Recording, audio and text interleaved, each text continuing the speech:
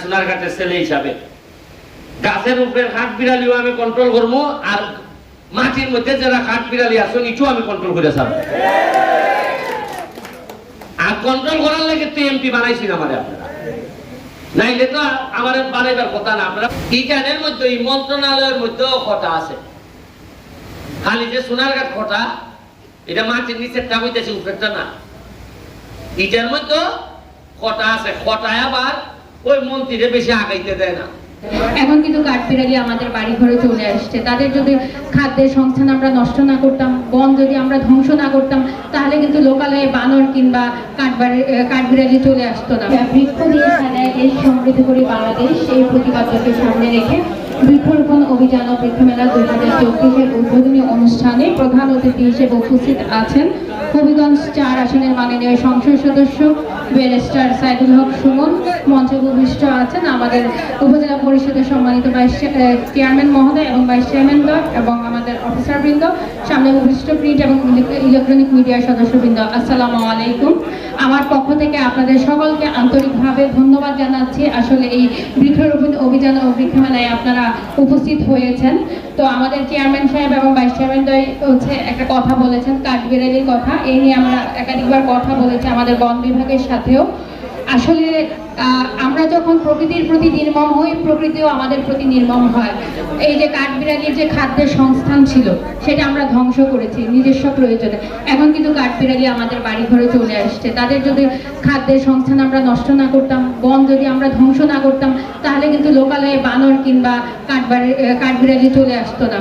আমি মনে করি যে চুনারুঘাটবাসী যারা আছেন তারা অত্যন্ত সৌভাগ্যবান। তাদের 3টা সংরক্ষিত বনাঞ্চল রয়েছে, সেটাকে রক্ষা করতে হবে, সেটার দায়িত্ব কিন্তু আপনাদের সকলে। আর আজকে যারা আপনারা উপস্থিত হয়েছেন, অনেকে আমাদের দর্শনার্থী হিসেবে আছেন, সকলের প্রতি সভাপতি হিসেবে আমার একটা অনুরোধ থাকবে, আপনারা সবাই অন্তত একটা করে গাছ হলেও আজকে এখান থেকে নিয়ে যাবেন। এটাই হচ্ছে মানুষ হিসেবে একটা গাছ আপনি রোপণ করলেন, এটা যেমন আপনি প্রকৃতির প্রতি ভূমিকা রাখলেন, দেশের প্রতিও ভূমিকা রাখলেন। আমি শুধু একটা কথা বলেই শেষ করব। ছোটবেলা থেকে আমার মা একটা হাদিস বলতো সবসময় যে ফলজ গাছ লাগানো হচ্ছে সদকায়ে জারিয়া। কেন সদকায়ে জারিয়া? এই ফলের গাছ ফল খাবে, পশু পাখি খাবে, মানুষ খাবে, সেই গাছের ছায়ায় মানুষ বিশ্রাম করবে। তো আমরা যদি এই কথাটা বিশ্বাস করি, তাহলে যেন সবাই একটা করে গাছ অন্তত লাগাই। প্রত্যেক বছর যদি আপনি একটা করে গাছ লাগান, সেটা কিন্তু হচ্ছে আমরা মানুষ তো সারা জীবন বেঁচে থাকবো না, এই গাছটা কিন্তু আপনার স্মৃতি বহন করবে। তো আমার অনুরোধ থাকবে, পরিবেশ সংরক্ষণের পাশাপাশি বৃক্ষকে নিধন করা যাবে না, বৃক্ষ আমাদের সংরক্ষণ করতে হবে। আমরা দেখেছি যখন উপকূলীয় অঞ্চলে বিভিন্ন ধরনের ঘূর্ণিঝড় এসেছে, তখন কিন্তু সুন্দরবন উপকূল অঞ্চলকে বুক আগলে বাঁচিয়েছে। তো বৃক্ষরোপণের কোনো বিকল্প নেই। আজকে আমাদের যে প্রতিপাদ্য, সেই প্রতিপাদ্যকে সামনে রেখে আবারও আমি সকলকে আন্তরিকভাবে আমার পক্ষ থেকে ধন্যবাদ জানাচ্ছি এই অনুষ্ঠানে উপস্থিত থাকার জন্য। এবং এর পরবর্তীতে আমরা 6 জন শিক্ষার্থীর মাঝে গাছের চারা বিতরণ করব এবং আমাদের যারা সম্মানিত অতিথিবৃন্দ আছেন তাদেরকে নিয়ে আমরা আমাদের যে স্টলগুলো আছে সেগুলো পরিদর্শন করব। সে পর্যন্ত আপনাদের সকলকে একটু ধৈর্য সহকারে আমাদের অনুষ্ঠানে সম্পৃক্ত থাকার জন্য অনুরোধ জানাচ্ছি। ধন্যবাদ সবাইকে। জয় বাংলা।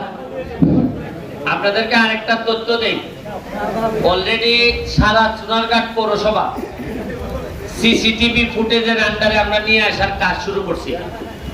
এটা আমাদের সবচেয়ে বড় দরকার, যেটা এটা হইলে চুনারঘাটে কোনো ধরনের মোটরসাইকেল বা কোনো চুরি হইলে, কোনো অপরাধী আসলে আমাদের এই সুযোগ নাই ধরার।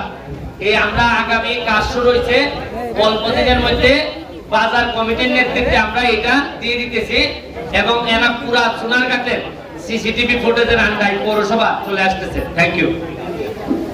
অসংখ্য ধন্যবাদ। বৃক্ষ দিয়ে সাজাই দেশ, সমৃদ্ধ করি বাংলাদেশ।